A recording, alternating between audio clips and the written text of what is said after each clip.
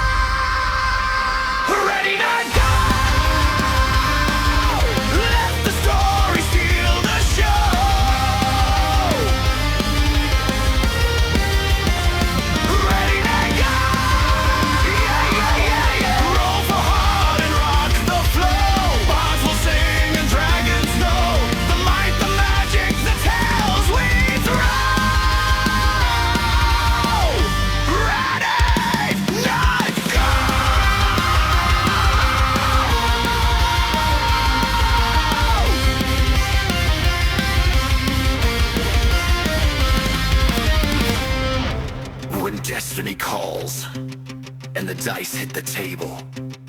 The heroes awaken, and the nerds are ready.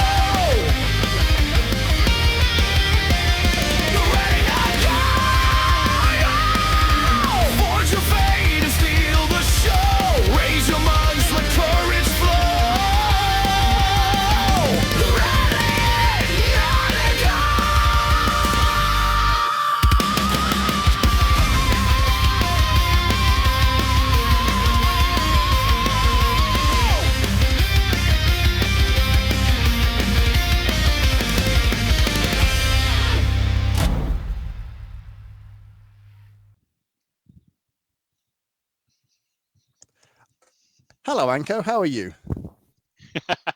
Oh, pretty good. Feels like it's been longer than it should have, but I don't disagree. I was going to do an introduction and then realized we had a fancy introduction song that I may have forgotten about. So, folks, welcome back to Ready Nerd Go. We are Graphic Policy's tabletop RPG podcast. I'm Alex. You've heard Enko. mm-hmm.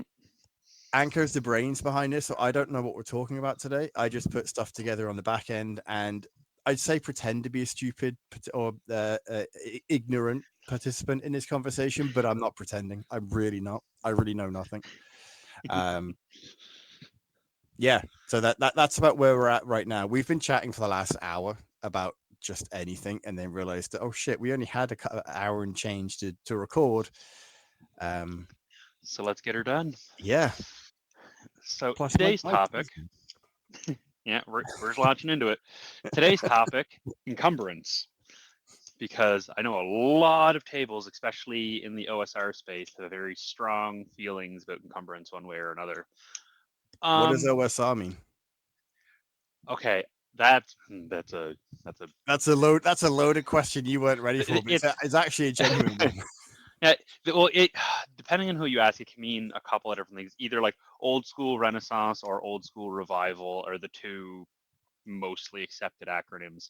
It's mostly the genre space in tabletop RPGs that tend to focus more on like old school D&D style games. Okay. So like a lot of the games in that space will be like retro clones of like original Dungeons and Dragons, Advanced Dungeons and Dragons, I think some people put second edition under that umbrella. I'm not honestly positive. It's not a space I tend to engage a lot in just because it's a style of play that, not a lot of people around me are interested in and I'm not super interested in. Makes sense. But, it's a fairly large subgenre in the tabletop RPG sphere. There's some social stuff around it that I'm not getting into because it's a mess, but there's some really good creators in the field. If people are interested in like old school D&D style games, there are some phenomenal ones out there that you can dig into, and they're usually like dirt cheap.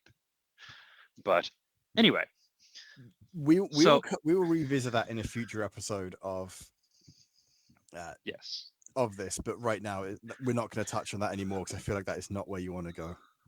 no, that's getting into the OSR and talking about it. I'm going to start talking about like social and political stuff too that a lot of the OSR can get wrapped into, which is not what I want to be getting into today.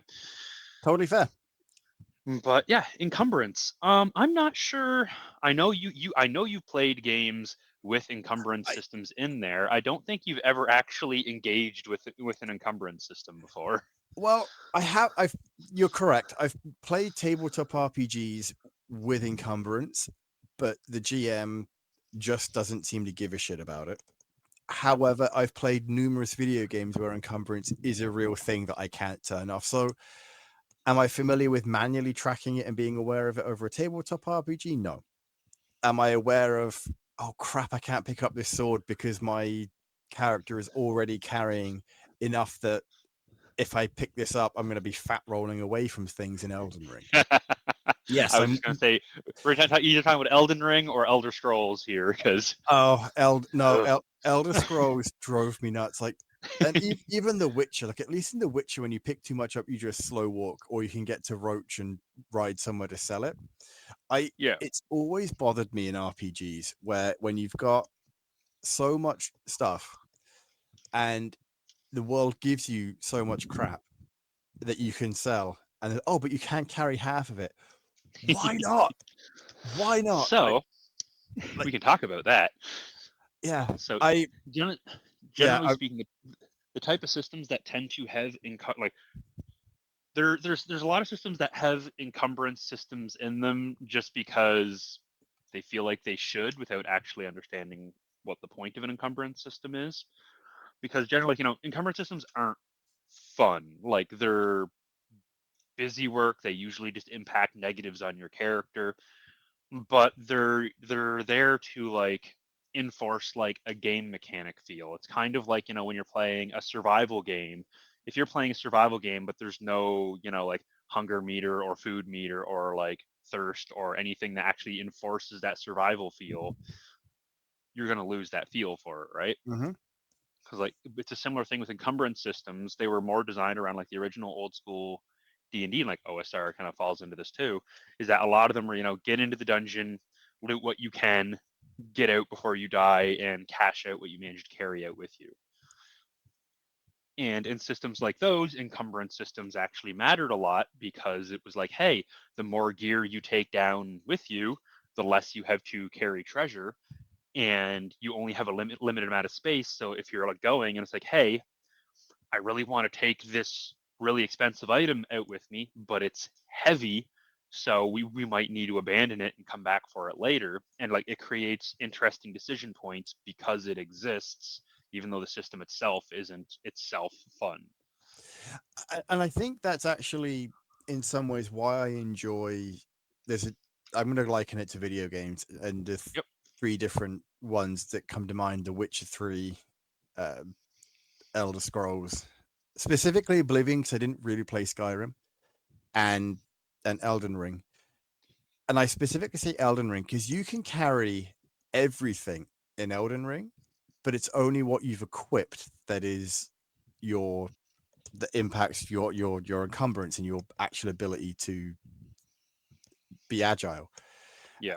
Whereas in The Witcher, you can carry everything, but the moment you carry too much is when you can no longer run, and then you're just walking places you can't dodge. Like you can still move, it's just really inconvenient. Yeah. It's an And absolute nightmare. Yeah, and then in Oblivion, you just don't move at all. Like you can just you stand there, you can teleport, but that's about all you can do. Yeah. And honestly, if I'm gonna be stuck with an encumbrance system, any one of those three really, I don't mind. I think that when you're in a group, the Oblivion style works because you can adjust it as it goes. And yeah, it's funny. Any of them would work, I think, in a group, but I understand why they are both frustrating and can lead to some really interesting game moments. Yep. And like generally speaking, there's they tend to fall into a couple of broad categories. They're like from like most finicky to least finicky in a sense. 'Cause, like on the least finicky end, and the one that I tend to run at my tables, just because I don't really run survival games or like pure dungeon delves. So for me, it's more of like the plausibility that I'm concerned with. So it's like, hey, you can carry whatever you want on you, as long as you're not pushing suspension of disbelief too far. Like if you're like, to use D&D terms, if your strength 8 wizard is carrying like 2 dozen sets of plate armor, no, I'm not okay with that. That's reasonably, yeah, no, exactly. And I think that makes a lot of sense because I recall we were playing Shadow of the Barrow Mage, and the person carrying the stuff just happened to also be the strongest character in the group, Yeah. and it made sense. And I don't think we really delved into it more. It's like, okay, well, the goblin can't carry anything little. That makes no sense. The automaton can carry stuff. We can all carry stuff, but realistically, we didn't carry 300 swords out of the maid. It was like No. coins and smaller things, so it And never really that's came actually up. that's actually a really interesting one to bring up as an example, because it illustrates why encumbrance systems can be useful, and tracking who's carrying what can be useful. Because in one of those delves, you'll remember this, but I'm filling in the audience. In Yep. one of those delves, the automatons in this system, when they die, they have a chance to like explode and take everything out around them. And you were playing one of these automatons that died and then subsequently detonated.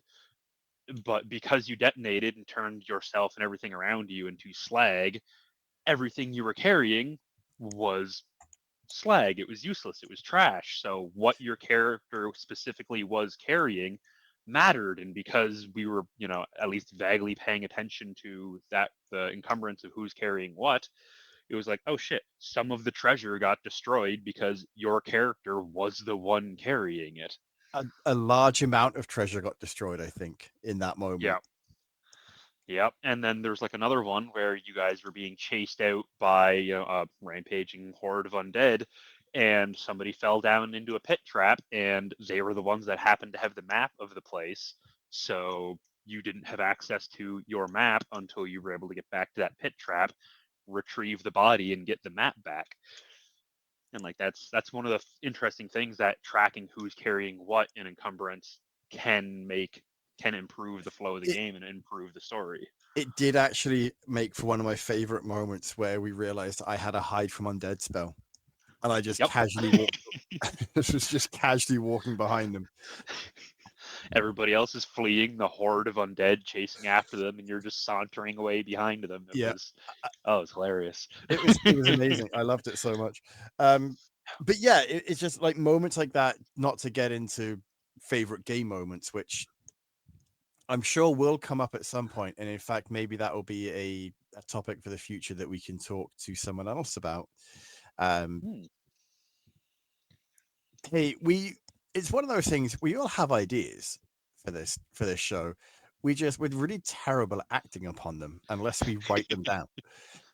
Now, Yeah. going into encumbrance, typically from what I've seen, you can do a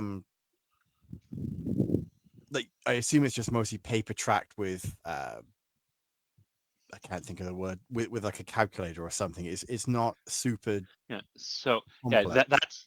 that's getting. I mean, that's actually getting more into the finicky side of things. When you have, because like how like D&D did it for the longest time until they just abandoned caring entirely. But like how you sort is each item was it was rated on how heavy the item was in pounds, and then your character could carry X amount of weight based on their strength score up to like light load, medium load, heavy load, Hmm. and like each level of load would like give you penalties. What the penalty was depended on what system you were playing, and that was interesting and really added to like the risk versus reward. But it's also really finicky, requires you to be constantly updating and tracking the weight of everything, and just some players aren't good at math and tracking numbers, and it's a nightmare for them, especially I especially back in the day when everything was just pencil and paper. oh I don't get me wrong. I know I am terrible at that when we're playing at the shop because Mhm. my attention is at best 80% on the game. At Yeah. best. Right? It more often than not, it's closer to 50%, if that. Just because if there's a custom coming in, then for obvious reasons, my focus is no longer on the game. Now, my biggest problem with the encumbrance strictly by weight isn't actually how fiddly it is. It's that it completely ignores like the physical dimensions of what you're Hmm. carrying. Because Which when you're is tracking strictly by weight, then you have the problem of, oh, my strongman is carrying 10 suits of plate armor. It's like, okay, literally, where is he holding those? well, and I think that's what I find interesting. At least when you have the like a sack of holding, you can put whatever you want in there, but the Yeah. weight is what matters. I mean, the whole reason those items exist was because people getting sick of tracking encumbrance. Like, oh, here's a magic item that whatever you put into it, the weight and space doesn't matter. Now it's no longer a problem. Yeah, which I enjoy. Maybe not that aspect of things, but I enjoy the nature and the history of what why is there a sack of holding? Because of encumbrance. Because people are Yeah, tired of dealing with it. Okay, and it's cool. kind of like the next level of abstraction that I generally tend to like playing with when I do care about encumbrance is that you abstract it one step past literal weight into bulk. Hmm. And so you're not tracking like, oh, this sword is 7 pounds and this axe is 5 pounds or whatever. It's like, okay, swords and axes, they're both bulk one. You can carry up to like 10 bulk in your backpack. Things are abstract, like really large things might be 2 or 3 bulk, but you're very much abstracting the weight into a general number that is encompassing both the physical dimensions and the actual weight of the object, and also makes it a lot easier to track because instead of adding like 3 plus 5 plus 7 plus 2.5 plus 1 plus, you're just going, I Oh, have 6 items, they're all 1 bulk, I have 6 bulk. yeah. And I correct me if I'm wrong. I don't know if I'm making this up or if I read it somewhere. Probably on Reddit. Mm. Once you get to a certain bulk, it can take away like I think it's what agility or speed. So say Yeah, you so get that to 30 bulk. Okay, well now that you're over 30 bulk, you lose two. You get -2 to whatever stat the GM is deciding to, and it just keeps going that mm. way until you can't move anymore. Yeah, so that is very system dependent. I mean, obviously, different systems are going to handle it in different Yeah. ways, but generally speaking, yeah, how they tend to do it is like you have a negative to like how fast you can move, and maybe like your general physical rolls might take a penalty just because you're over encumbered and you're having difficulty doing things. Makes sense. So like the bulk system is where when I care about encumbrance, bulk is where I tend to play in, just because it's a good middle ground that's a lot easier for people to mind, but it's also not as problem. The difficulty that you get into with bulk is actually like small items, because like if a sword is Mm. bulk one, you can't have a potion vial also be bulk one because that's I was nonsense. just thinking that like where does that like you were saying you can't have point 2, point 3, but like what do you do like well potions are point 5 Yeah, or so like four potions are one dot or whatever. yeah, so like generally how systems tend to handle that is they'll say like 10 potions is one bulk, or like X number of item is one bulk, Mm. which works, but can get back into the same finicky, especially if you're trying to track how much, your coinage weighs, because that's something that's ignored a lot in a lot of systems because Yep. tracking is a nightmare. But like coins have weight. Like, I don't know if you've ever like actually like carried a bag of coins before. It's fucking heavy. Anko, I am 40 years old. I grew up in a country where coins were more common than notes. I remember having a pocket full of shrapnel, Of and course, you also grew up in a country where your coin system was absolute ridiculous. So it's not that bad. All right, so we had we had 1p, we had 2p, and I'm p for pence, obviously, not actual urine. We had 1p, 2p, 5, and 10, which is what we have in Canada. We then had a 20p, which would be the quarter equivalent, a 50p, which is obviously that doesn't have a Canadian equivalent. But then we had a £1, and that was it. For a long time growing up, that was all we had, which is very similar to what you have here, except the 50p would be the dollar and the dollar would be the toonie. Then eventually we did get like a £2 coin. And I think at one point there was a £5 coin, but that didn't work because people didn't like it. But other than that, it's very similar to what we have here. It did get to the point where you knew the most you could pay for something with individual coins without duplicating a coin was £3.88, as opposed to what, 3.25. I don't know what it is here. It's like 3.41. 40. You, Too early in the morning for this. so you, $3. Then you have Which, a quarter to 25 plus 10 is 35 plus a plus the 5, nickel. and then there's no 2 cent piece, right? So it's just the Nope. yeah, so it's 3.41 here. So Well, not no longer true. We no longer have pennies. this is true. So now it's just We haven't for a 3.40. while. Yeah. So again, it's not that different growing up up until the point where we got rid of the pennies. It's just I can see why people are confused by it though, all the same. I don't think you understand just how perfect of an example you just gave as to why tracking encumbrance by pounds is difficult.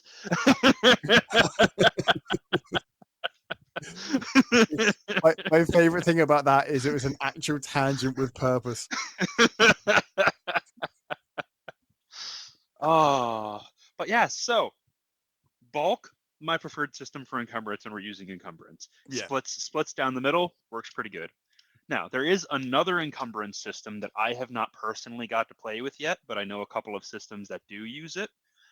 And they're ones that they track like, because normally like, when you have like your backpack, even when you're tracking encumbrance, your backpack is just kind of a weird void that you reach in and pull out the item that's in the backpack, right? Yep. But there's at least a couple of systems. I can't think. I believe Index Card RPG works like this, but I'm not 100% positive. But I know there are a couple of systems that work like this. And the way it works is that your backpack will be like 8 or 10 lines of text or whatever, and you write and you'll write items into the backpack, and then the order that they're in, the order that they're written down in your container is the order they are in your backpack, which can make for some really interesting things of like, hey, I want to grab something. If it's right on top, it's faster for me to grab than if I need to dig in. But it's also like if there's like mishap something, the items on the bottom are what's going to fall out. You're going to lose first. So it turns the encumbrance system into a more like involved part of the survival and mechanics of it, rather than just a strict, this is what you have. I like that. I think that's actually a really interesting way to go about it too, because then you've got, like you said, it's more of a like an actual mechanic on top of the mechanic itself. Yeah. Which, if you're playing, larger than life, mythic hero style campaign, is really inappropriate. But if you're playing, scrappy dungeon thieves going It's in and trying great. to get what they can before the monsters eat you, it's perfect because it's like, oh shit, we were running out and I had the idol on the bottom of my pack and my pack ripped open and bye bye idol. Oh, that's true, because it would be first in, first Yeah, out with that with a rip. Yeah, yeah, yeah. And it can create some really interesting, narrative results that won't that normally is either the GM making stuff up, which players can be a little butthurt by, sometimes very reasonably. yeah. But it's like Yeah, mechanics influence the narration, and good mechanics are ones that create the type of stories that you're trying to tell. and I And think that, that's what the key thing is to remember, is that encumbrance is annoying. There is no doubt that encumbrance is frustrating for a lot of people, yes, and yet at the same time, it can lead to some of the most fantastic side stories or moments where you're okay. So taking our previous example, yeah, the map guy died. That was a tragedy, etc., etc., etc. But now we can't get out without the map guy. How the hell are we going to get the map back? Right? Like, you yep, have those additional stories that are being told now that you as a GM could not have planned that. There's no way you could have planned the map guy no, falling into a trap. no. And it's one of the things, actually, to circle back to something we were talking about earlier about OSR. Like, OSR is a game that they talk a lot about, emergent gameplay, where the mechanics are there to, have the story happen. And like, Yeah. that's one of the things, is like, there's nothing in the mechanics of the game that say, like, oh, if your map guy dies, you need to go collect it. It's like, no, it's like, it's the logical extrapolation of the systems that are in place. Yeah. Yeah. I don't really have anything to add to that, but yes, it's one of those things where you're just able to enjoy it. Is it a pain in the ass? Absolutely. We're not saying it's not a pain in the ass, but at the same time, give it time, and it does become something so much more interesting. Yeah, but in a way, it's kind of the same thing. It's like, friction is what makes the game. Like, friction itself is unfun, but it's what makes the game interesting. It's similar to, like, hit points. Hit point, like, losing hit points isn't fun. Nobody wants to lose hit points. Nobody wants to, like, track their health go down. But tracking your health is what enables a lot of interesting stories to be able to be told, because you're going, oh shit, I'm nearly dead, I need to react to this. Tracking your hit points leads to some fantastic moments. Like, so you weren't in this game, because you went at the shop for this one. I think you didn't want to take part in Starfinder, and totally fair. Mm. In the tutorial mission,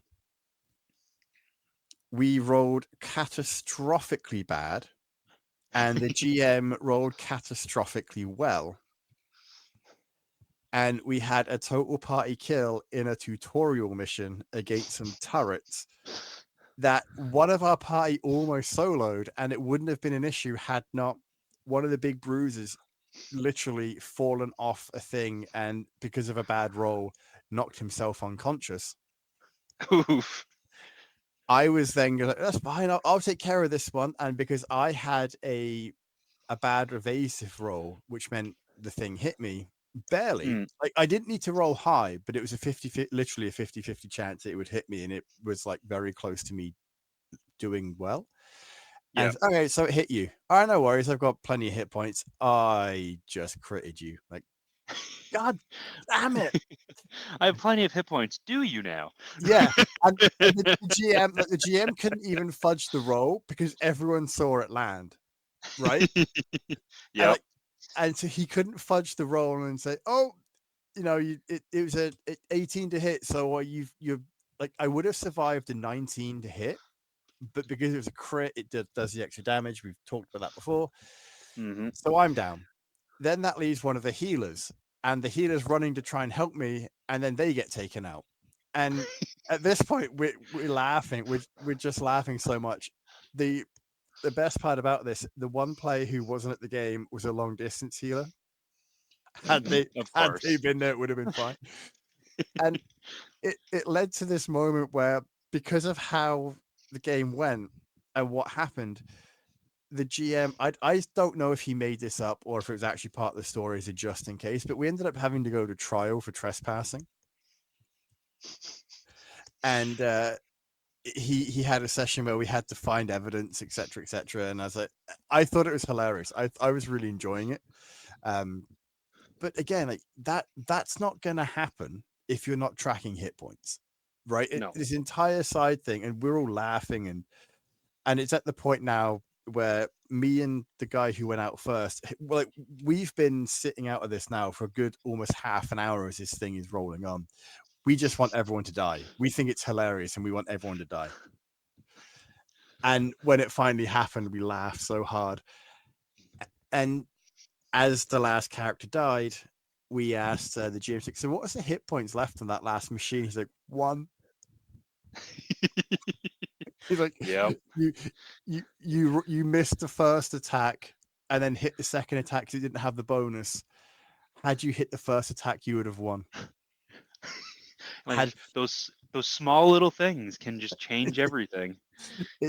It was like we laughed so much. It was such an enjoyable moment because it was so ridiculously stupid. And that's I think we talked about this a bit in an early episode, but that's a fantastic example of, like, bad things happening to your character are not bad.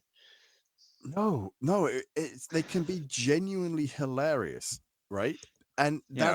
that's what you want, is you want to be able to enjoy the game, enjoy the time with the people you're with, and just have fun. And you know what? All of our characters were taken out. We thought it was hilariously funny.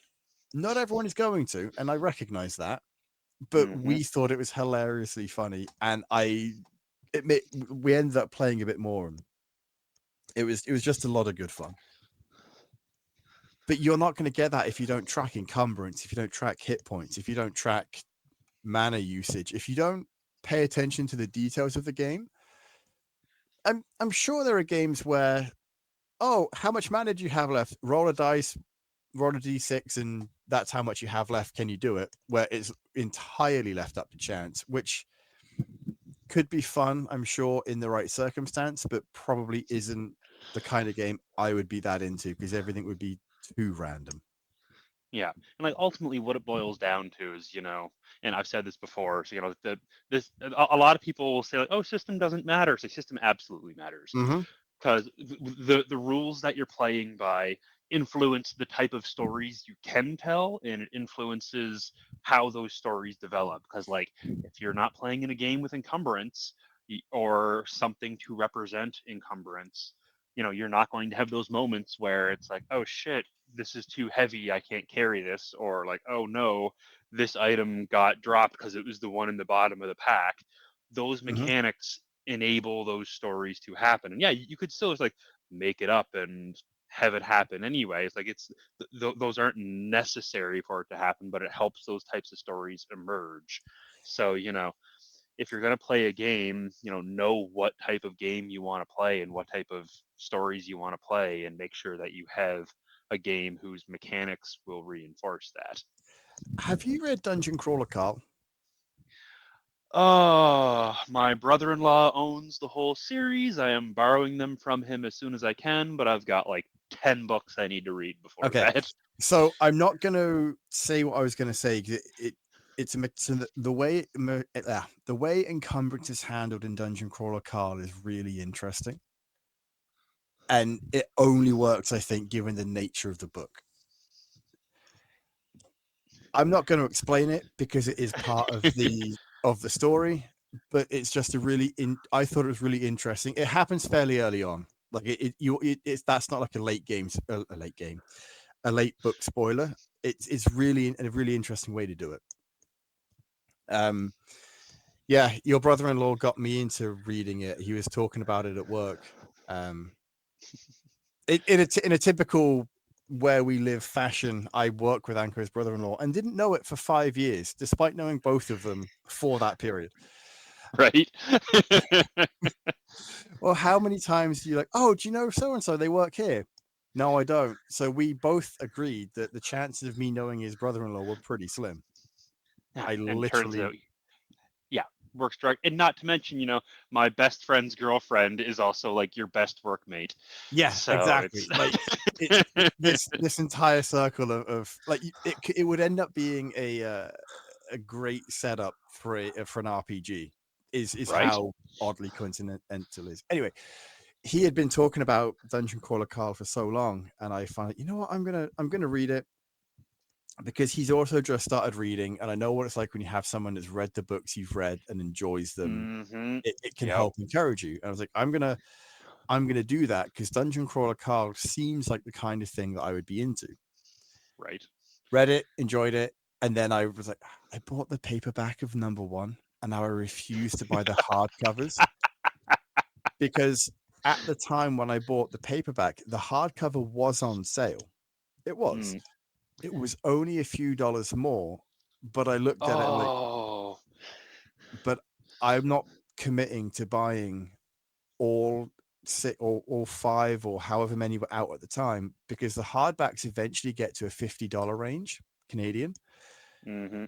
Whereas I know the paperback isn't going to get much more than like 25 to 30, even on the big thick ones. Like, I can wait. I have so many books to read that I can wait. And I said to him, like, if I really feel the need to read Dungeon Crawler Carl, I'll just sign up for Kindle Unlimited for a month and binge read them. Mm-hmm. I haven't felt that yet because I've still got a ton of stuff I have to read anyway, but that's where I'm at. That's why I've only read the first one despite really enjoying it, is because I just didn't want to buy the hardcover. Yeah, that's fair. I've been my sister started picking up extra shifts at Indigo just for a little bit extra cash, and go every time I go in to visit her. It's like, I'm not gonna buy anything. I'm just going in to say hi to her and da da da da da. Turns out one of my high school like besties that I lost contact with also works there, and so pretty much every time I right so. And so, like every time I go in there now, it's like, "Hey guys, how you doing?" Da, da, da. Hey, I think you'll really love this book. Damn it.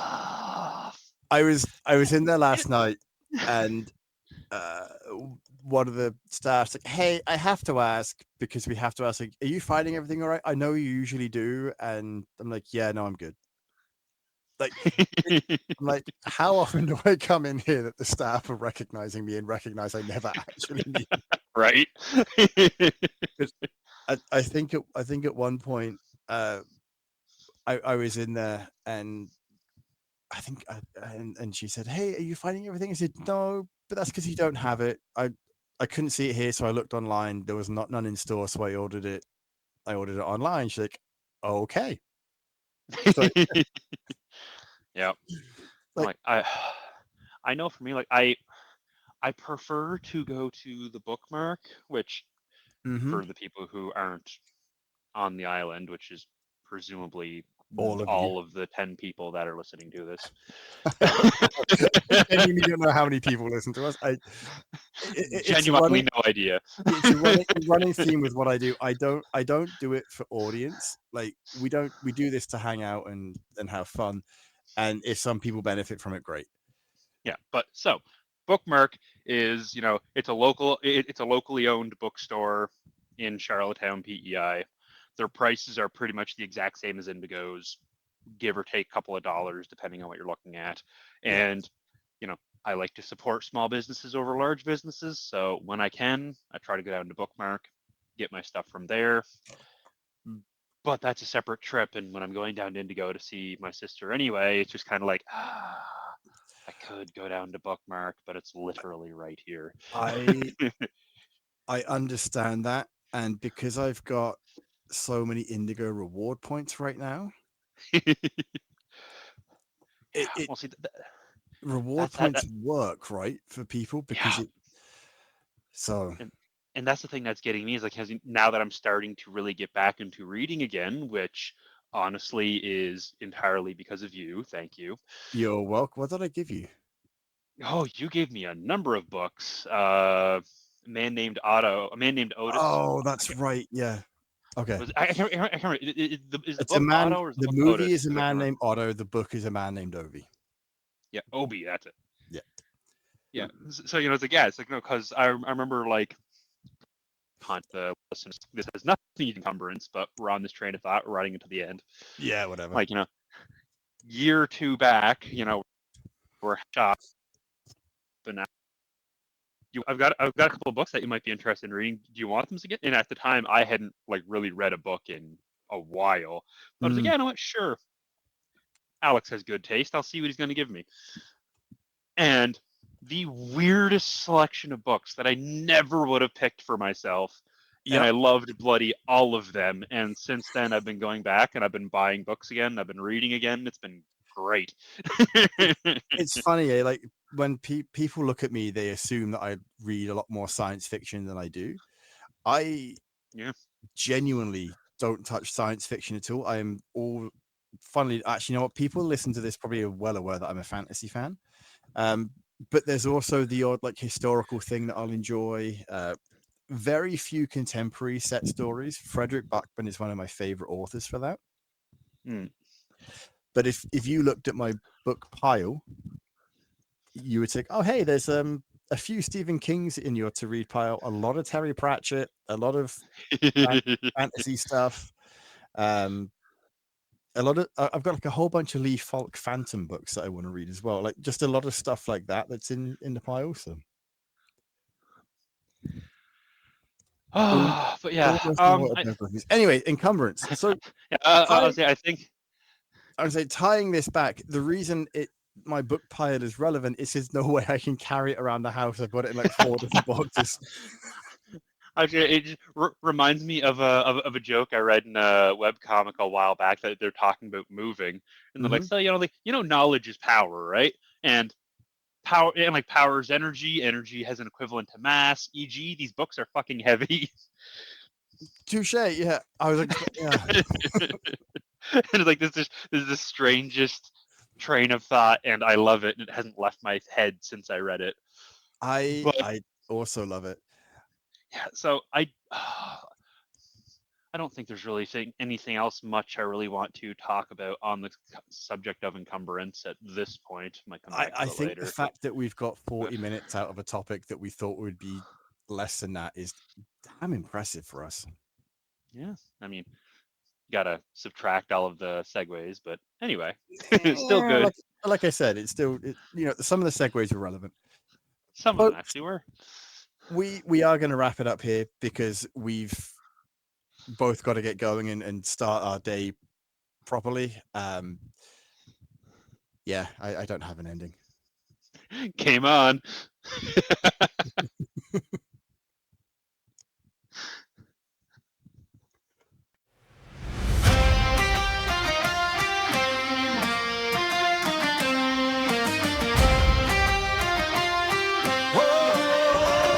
Roll the dice, let's go!